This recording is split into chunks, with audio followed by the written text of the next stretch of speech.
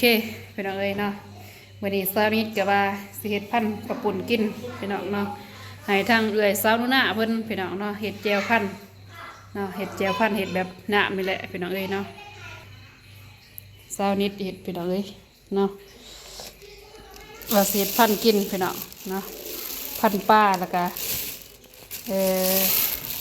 กระปุ่นพี่น้อง5 โลเนาะ5 โลซื้อมาพี่น้องเอ้ยเนาะท่านี้ก็จัดแจ้งแต่งเรียบร้อยพี่น้องเนาะเจอพี่น้องเอ้ยเนาะเจอ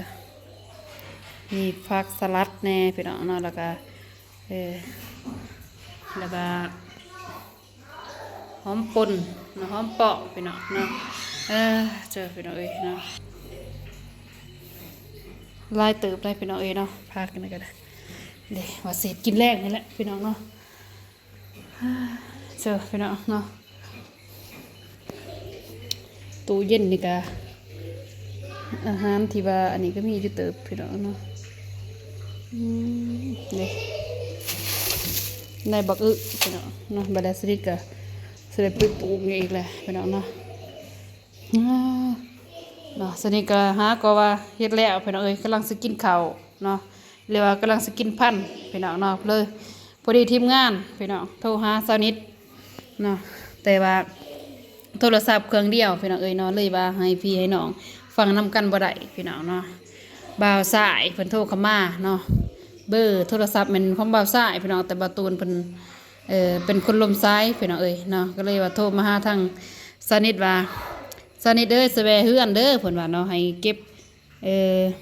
บดอกไม้ให้แน่หาคู่เพิ่นว่าพี่น้องเนาะแล้วก็เอาเทียนน้ำแน่เพิ่นว่าเนาะพี่น้อง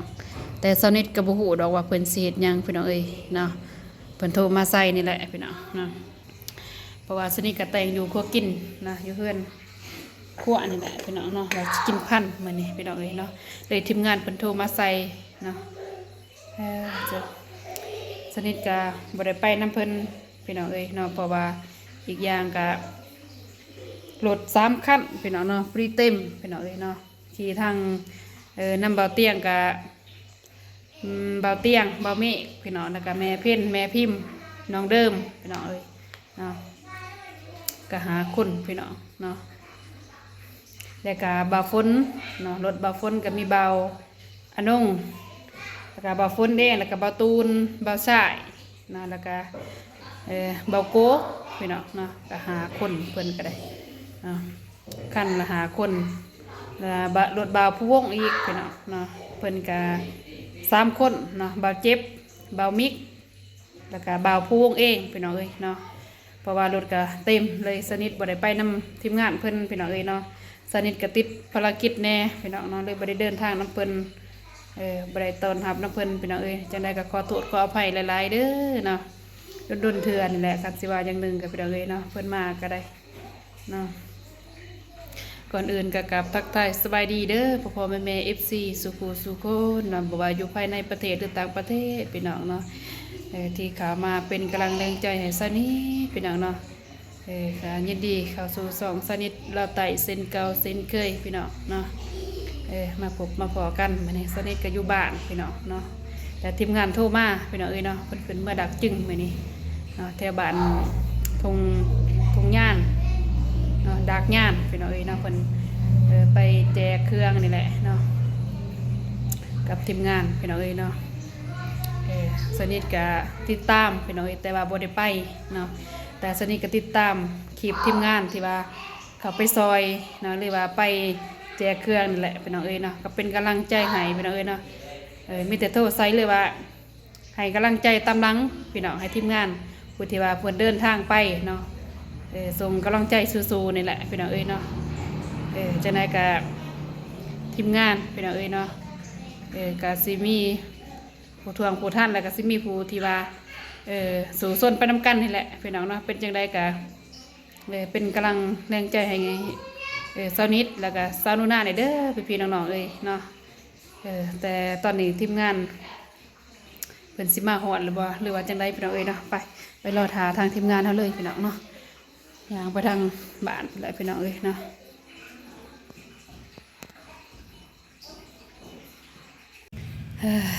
โซพี่น้องเอ้ยเนาะตอนนี้ก็สนิทอยู่เฮือนอยู่บ้านคือเก่าพี่น้องเอ้ยเนาะก็บ่ฮู้ว่าสิมีเหตุการณ์หยังพี่น้องเอ้ยเนาะทีมงานโทรมาหาสนิทว่าให้เกี่ยมเนาะให้เกี่ยมแต่งขันหาบ่ซาลุน่าขันหาพี่น้องเอ้ยเนาะเก็บดอกไม้ยังถ่านี่แหละเนาะแต่ก็สนิทก็บ่ฮู้พี่น้องแต่บ่ฮู้ว่าเพิ่นสิเป็นหยังพี่น้องเอ้ยเนาะได้ยินเพิ่นโทรมาใส่สนิทก็ตื่นเต้นแล้วพี่น้องเนาะก็บ่ฮู้ว่าเสร็จยังถือพี่น้องเอ้ยเนาะบ่ฮู้ว่าเป็นเหตุการณ์อันใดพี่น้องเอ้ยเนาะตื่นเต้นสุดๆเลยพี่น้องเนาะทางทีมงานเพิ่นโทรมาหาพี่น้องเอ้ยเนาะสนิทก็บ่ฮู้เลยเนาะเสิร์ฟพี่น้องนี่สนิทก็อยู่เฮือนอยู่ซ่านคือเก่าคือเดิมพี่น้องเอ้ยเนาะเสิร์ฟโดยตอนนี้ก็สนิทก็นั่งรอท่าเพิ่นนี่แหละพี่น้องเอ้ยเนาะแต่บ่ฮู้ว่าเป็นอันใดพี่น้องเอ้ยเนาะตั้งจดตั้งจิตตั้งใจแนมทางเนาะกับสาวนูน่าพี่น้องเนาะนี่ก็ค่ำมืดอะไรพี่น้องเอ้ยเนาะ6 โมงเลยเนาะ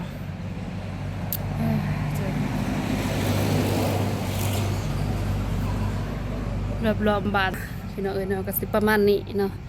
เพราะว่าค่ำมืดตื่นตาเลยพี่น้องเอ้ยเนาะเสือพี่น้องเอ้ยยามคอยคำลงแรงพี่น้องเนาะเสร็จเลยโอเคพี่น้องเอ้ยเนาะตอนนี้ก็รอท่าทางสาวนุน่ากับสาวนุน่าพี่น้องเอ้ยเนาะสบายดีเด้อสาวนุน่า สบายดี หอยยังอันน่ะ ลุงตุงลิงติงเลยยังว่าตื่นเต้นแห้งมื้อนี้ทางทีมงานเพิ่นโทรมาดิลงดอกไม้กับ เล เพี ย ยน พี่ดาวเอ้ย เลยโอเคพี่น้องเอ้ยเนาะตอนนี้จักเพิ่นหอดไส้แล้วสาวนุน่าบันติวเนาะเพิ่นว่าเนาะเดี๋ยวก็เดินทางมาหอดพี่น้องเอ้ยเนาะต่างตารอคอยไปนำกันพี่น้องเนาะลุ้นไปนำกันว่าเพิ่นสิได้แวะมาแทะบ่หรือว่าแนวใดเนาะซานุน่าเลยใกล้จิ้วไปเมื่อกี้นี่ก็บ่แม่นเนาะซานุน่าใกล้ไปอีกรอบ2ก็คือสิบ่แม่นพี่น้องเอ้ยเนาะ รอหมดนี้แล้ว เลยรอลุ้นรออยู่พี่น้องเอ้ยเนาะเสือ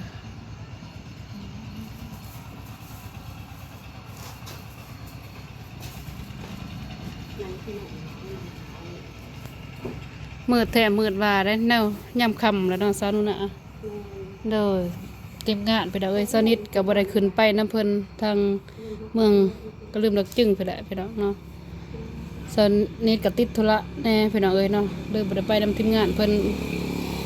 อีกอย่างก็รถบ่พอกันขี่นี่แหละ3 คันพี่น้องเต็มเนี่ยแต่เครื่องเนาะซานุน่าโดยบ่ได้เดินทางไปนำเพิ่นพี่น้องเอ้ยเนาะเสือพี่น้องเอ้ยคือบ่เห็นรถเพิ่นซานุน่า จักดิบ่ได้หัวติไม่ ก็เกี่ยมเสียงดอกไม้ ปากกันแปลกจังว่าสั่งหยังว่าบ่เคยมีว่าทีมงานสั่งจังซี่ เสื้ หั่ อน นะ ไฟเด้เสื้อไฟ ความตื่นเต้นจะเสือสำได้บ่ได้เปิดวิดีโอสนั่นซาลุน่าจ้ำกล้องไปสั่นแหละแกงกล้องไปนบไม้ในประตูนสบายดีเพิ่นใหม่เลย โดยสบายดีเด้อ โดยทีมงาน ยังบ่ทันนั่นบ่ โดย ลงอดีตัวนี้ ขอ เนาะ โท ส ษ นิท ห เนาะ ลายๆก็โทษหลายๆที่เฮ็ดให้ตื่นนะ โอ้ ดีใจ เป็นเรื่อง จนสั่นเลยหั่นน่ะ ดีใจแฮง เป็นหยังอีก ก็แปลกที่ว่าเอาถูกกับเกียรติทั้งหลายทีมงานไปทางลักจึงลงมาว่าเอาถูกกับเกียรติเนาะสนิท บ่มี เนาะ สัญญาณเนาะ ก็ว่าเดยก็ว่าอย่างนี้เพราะว่าน้องบองกับปุ๊บนะผู้เฮ็ดจักมีหยังแน่เลยว่าทำให้น้องว่าไอ้น้องมีหยังแน่ไอ้น้องว่านี่ไอ้น้องว่าเอาน้ำโซนิดเลย มันจึงง่ายเออนั่น อะไรไก่เด้เขาสิไปตาแต่งยังกันยากเนาะแต่ตรงวายบ่มีเด้เนี่ย นั่นแหละ เขาออกจากนี้นี่ ไปคุณเลย ตรงไว้ต่ออีก สัตว์ทางวายสัตว์อะไรสัตว์ทาแตง โดย เลิกนะมื้อนี้ก็ยันให้1ไว้ได้แล้ว11 12ตามเบิ่ง โดย พอดีมื้ออื่นแม่เพิ่นกลับ บ่ยังไปเที่ยวอีกมื้อ นั่งไปเที่ยวนี่บ่ มือฮือ พอดีมื้ออื่นเนาะ ที่8 อย่าว่ามือที่ว่าแม่เพิ่นมากินข้าวที่กันบ่าวนุ่งก็อยากไปอยู่แต่ว่าข้าติดภารกิจเด้ถ้าเกิดว่าจะได้บ่สนิท จางสิว่าแล้วประตู จักสิว่าจังไดเนาะ ภารกิจหยังเนาะ แขกเพิ่นพี่น้องมายามเพื่อน โอ้ยเป็นทาพี่น้องมันเป็นภารกิจ โดยก็จังว่าบามีก็เอิ้นใส่อยู่เอิ้นส่วนสนิทไปบ่ยังค่ะแขกเพิ่นมาดิ เพราะว่า บ่โกงไปธุระตอนบ่บาสายบามิกขี่คันนั้นเนาะบาสายเนาะ ไปว่ามีขี่รถฮอนได้ บ่มีกี่รถได้ โดย บทลงนี่ ไอ้ เรา บาดเจ็บยังไหม ซิโก้ ยังอยู่เซโก้ เอ ก็ได้ว่าหอดสาม ยังบ่ทันมา สบายดีเด้อ ซิโก้ ทำธุระ เลย นิดนึง ทำธุระ ธุระยังตะเวียนว่าอยู่จนลาวมาถ่ายคลิปอ่ะ สบายดีบ่สายสบายดีเด้อบ่าวซอน พระเอก เจะภาพได้เนาะ พระเอกบ่ได้เนาะ พระเอกหยังพระเอกสิริบ่บ่าวตูน เพิ่นแลน พ รั ระ ก เอก ษา สิริ วะ บ่ แล้วจักโมงแจกเครื่องมื้อนี้ฮะ เขาเดียวนี่เนาะ ข้าวเดียวบ่ เขาเดียวเพราะว่าเขาบ่ได้หลอกนี่ เออ แต่แบบ อยู่บ้าน หมู่บ้านเป็นหมู่บ้าน เป็นหมู่บ้านเป็นจุดเลย เบิ่ง เนาะ ในคลิปบ่าวน้องอยู่โหลดคักแน่เบิ่งหมดนั่นแหละ ปล่อยอยู่ FC เบิดนี่ FC แล้วมี2กับ FC ปล่ คั อน ย นั้น อยู่ นี่ เซโก้นี่ปล่อยมาพอพี่จึงปล่อยได้ เออ เพราะว่าให้บางเตียงปล่อยเบิดเนี่ย เลย แต่ครั้งนี้เนี่ยคนไล่คลิปเสียเนาะจะปล่อยครั้งจะปล่อยก่อนนี่ก็มี เอ เลย อ นั่นในเขาปล่อยสเปกคายนะให้เพิ่นคายเบิด เออ สบายเวลาเราปล่อยตอนได้ก็ปล่อย เลย แบบนี้เราบันเท่าผู้คลิปเดี๋ยวเขาก็ปล่อยเลยแบบนี้ เลย ตัดเรากลับมาใกล้ เลย เราให้สิทธิเพิ่นเบิดนะ มือเพิ่นว่า ไก่ทายใส่ก็ได้เนาะ มัดเครื่องทรงอย่างสีพุ่นแหละที่แรกว่าสิไปบาวมิกเพิ่นก็ส่วนอยู่ก็เลยค่าเวียกแหน่ก็เลยบ่ได้เข้าไป ก่อนกังหันล่มหมดแล้ว เออ มันดับ อยากไปเที่ยวหมองนั้นแหน่ก็แม่นบ่ทันได้ไป เกียรติสนั่นบ่ โอ้ เช่นนั้นเลย สมัยนี้ปิวเลย บ่ บ่ ลมแห้งได้สำนี้ตามลมบ่อยู่ แห่งนี้ลบแห่ง ตัวจะจอยนี่ลมมันไปง่ายวิววิววิววิว ไปใส่กังหันล่มล่มมันแห้ง แม่ เรื่องเล่ โอ้ยสำนี้แห้งแล้วเลย เวลามันพัดลงมา น้องจนดึงลงปุ๊บ บ่คนคือสิเมื่อยแฮงโซเฟอร์รถพุ่นนี่คือสิเมื่อยแฮงเนาะเจ็บหัว มัน เย็น มีบ่ยาไม่เกณฑ์บ่ได้คายบ่ บ่มีเด้อมีแต่ยามองนั่นแหละ อย่าดีเจ็บ อย่ามองก็ได้ มี ท่านี่ แต่ว่า ไปเบิ่งบ่อยู่หา แต่ มีอยู่ หลับเลยบ่จ๊ะ มีแต่ยามอง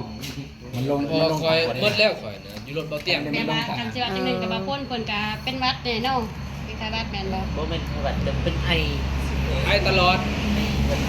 ไปเซ็กอยู่บ่ แผลแล้ว พุ่มแพ้คือแง่นิดนึงบ่ได้ เออ เดี๋ยวคอยนั่นแหละคอยก็เลยบ่เศร้าดอกมันจะไป ตั ตั ด ด บ่ยัง ลองดมเบิ่ง อย่ามอง ดม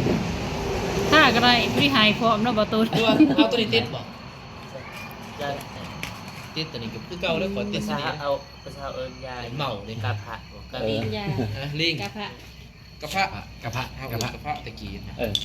เห็นว่า อยากกระ อย่าง พะ เฉยเนาะ ม่วนบ่บ่ตูนไปมื้อนี้ คายจะได้ โอ้ย ฮะ ม่วนบ่ไปมื้อนี้ เท่าไรเอ่ย กับมวนคึกคืนหลายคนเนาะคือไปสุดก่อนมันแต่คันเดียวกันบางเวง ซื้อของขาย นี่ก็คึกคืนอยู่ไปหลายคน ขนาดว่าเห็นบ่ตูนเพิ่นไล่สดเด้เฮ็ดโอ้ใกล้บ้านตอนนี้ใกล้บ้านซะดูหน้าเด้อ ยันว่าเอิ้นซื้อก็ดีใจเลยเนาะ เบิ่งอยู่อะไร เบิ่งแต่เนาะ เบิ่งอยู่ไส แต่บ่คอมเมนต์เด้ เบิ่งซื่อๆเด้นำสูตรไผ อยู่ไสเลยตอน ตอนเห็นทีแรกบ่ แมน ไก่หมอสิฮอดบ้าน อันนี้มันมีกกใหม่กกตีนเป็ด แต่เพียงเขตนั่นแหละเบิ่งมาเลย เอ็นอยู่บ่เนี่ย บ่สิฮอดบ้านเบา แต่ว่า เบานุ่งนี่แหละ มาจังซี่แล้วหันพอดีเขาไปในเฮือน เออ โง่มาพอดีสนิทว่าใกล้แล้วโอ้ไวเนาะ ก็ได้บอกอยู่ในส่วนว่าเรื่องซอนในทีมซอนนี่นะ เด้อ แต่บ่เห็นมันบ่ แต่ก็ดีใจได้ยินชื่อนะหันก็ยังดีใจอยู่เลยแย่มันยิ้มเลยอยู่ได้ยินชื่อกันโอ้คิดว่าหายบ่ตูนยังจื้อชื่อไอ้ได้เซยดิ โอ้ไม่ใช่บ่เจอเนาะ ที่แรกบ่ตูนกาสนิทเนาะมือไปคายมันเนาะสนิทเนาะ เลย เบาตูนไล่สดเด้เป็นเมื่อสวรรค์เขตเด้ เดี๋ยวนี้ ตอนลงมาเนาะแม่นบ่ มา แม่นตอนลงมาได้คอมเมนต์เดี๋ยวได้บ่ได้เนาะตอนหนังนิดมาตูนมาจื้อ แล้วเพิ่น คนว่าเอ้ยมันบ่แม่นจื้อหั่นแล้วโอ้โหคิด ดแบบเพิ่นบ่จื้อกับบ่จื้อเรื่อยบ่นั่งแล้ววันนี้จะนิดก็บ่งัวควันเด้ ยอกยอก เอ้ยมันมาหันคิดว่าคุณมาเขาโน่นน่ะจะนิดนี่แม่นไผเนาะก็ว่าถูกแล้ว คนเป็นคนมักยอก แม่นประตูเป็นอารมณ์ดีเนาะโตแล้วบ่หาน้องบ่มาหอด ในหนองสมไอ้พอ ตลอดแต่ว่าบ่มีเวลาไปหาสิตัวลังไม้ตลอดรวมกันลังไม้ตลอด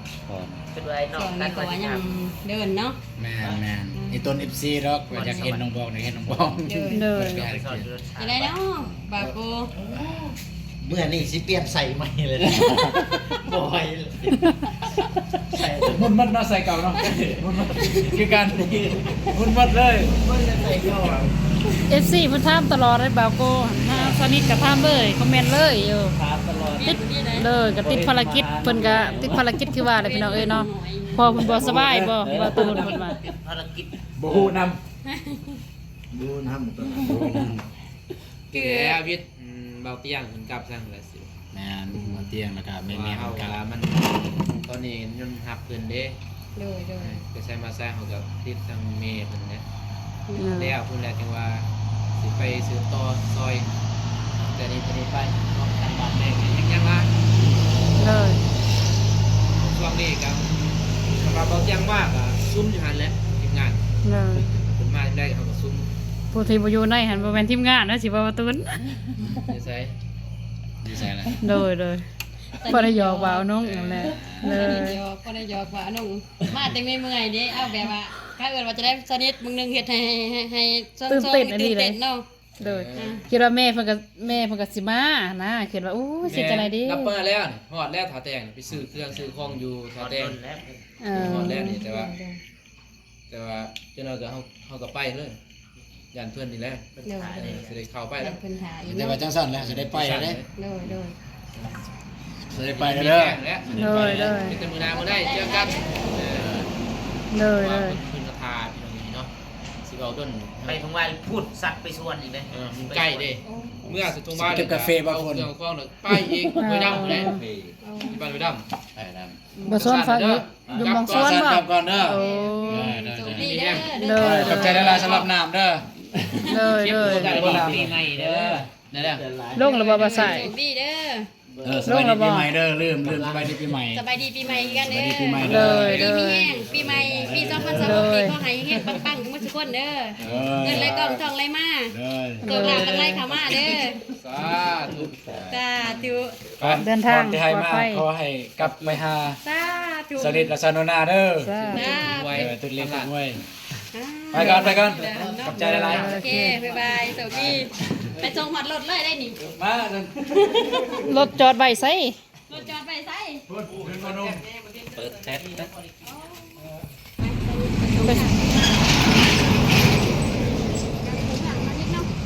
เกือบก็บ่ใส่บ่สิ มือเดี๋ยวนะพี่น้องเลยแก๊สบ่แห้งเนาะ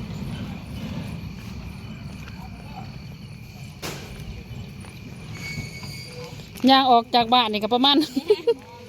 ลักก็ได้นี่ หมู่หา6หลักซะนู่นน่ะเกินไปติบ่ โอเค เด้อ โชคดีเด้อ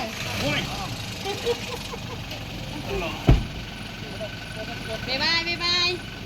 เด้อบ๊ายบาย โชคดี เดินทางปลอดภัยเด้อ เดินทางปลอดภัยเ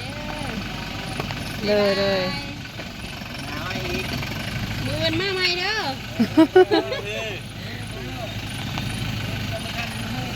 เด้อเดินทางกลับแล้วพี่น้องเอ้ยเนาะแต่บ่าวเตียงกับแม่เพิ่นสิได้เดินทางก่อนพี่น้องเอ้ยเนาะเพิ่นก็ยังสิเข้าไปตลาดแน่เนาะก็เลยว่าทีมงานเพิ่นก็เลยมาแวะโอเคบายไปแล้วพี่น้องเอ้ย พี่น้องเลย 0492 0492บ่สนิท เลย อ่าโอเคพี่น้องเลย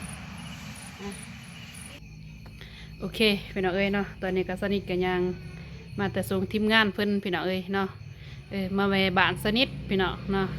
แล้วก็ไปเขาไปทางบ้านทงไว้ต่ออีกพี่น้องเอ้ยเนาะไปกับทีมงานนี่แหละเนาะ ไปหาทางแม่เพ่นเพิ่นพี่น้องเอ้ยเนาะแม่เพ่นแม่พิมพ์เนาะสิไปขอขมาเพิ่นต่อทีมงานเพิ่นว่าพี่น้องเอ้ยเนาะแต่ว่าสนิทนี่สนิทไปเพิ่นก็ใกล้เติบเนาะรบกวนบ่าวฝนถ้าว่าสิติดรถไปนำกะพี่น้องเอ้ยเนาะจะได้กับสนิทก็เป็นกำลังใจให้เด้อแม่ๆทั้งสองเนาะแล้วก็ทีมงานพี่น้องเอ้ยเนาะก่อนอื่นก็ขอบคุณขอบใจเด้อนะพ่อแม่ FC สุขุสุโขเนาะที่ติดตามเป็นกำลังใจให้สนิทตลอดมาเนาะขอให้พ่อแม่ FC จงมีสุขภาพแข็งแรงความเจ็บอย่าสุดใดความกายอย่าสุมีเนาะขอให้เฮงๆปังๆพี่น้องเนาะปีใหม่2026นี้พี่น้องเอ้ยเนาะสำหรับคลิปนี้พี่น้องเอ้ยเนาะสนิทก็สิได้จบคลิปไปเพียงเท่านี้พี่น้องพบพอกันใหม่ในคลิปต่อไปพี่น้องเอ้ยเนาะก็กล่าวคำว่าสบายดีพี่น้องเอ้ยเนาะบ๊ายบาย